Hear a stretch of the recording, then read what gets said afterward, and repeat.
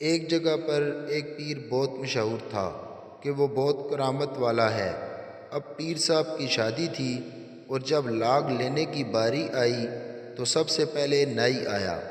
پیر بولا، سلیم پیسے لینے ہیں یا دعا؟ نائی بیچارہ بولا، مرشد میں تو دعا ہی لوں گا، آپ سے پیسے لے کر میں نے کیا کرنے؟ اس کے بعد ٹینٹ والا آیا۔ پیر بولا، او جمیل تمہیں دعا لینی ہے یا پیسے؟ وہ بولا، جی مجھے تو دعا ہی لینی ہے۔ اس کے بعد مراسی آ گیا۔ پیر بولا، او شبیرے بتا تجھے پیسے چاہیے یا دعا؟ مراسی بولا، پیر صاحب آپ 200 روپے کی دعا دے دو، باقی 300 روپے مجھے نقد دے دو۔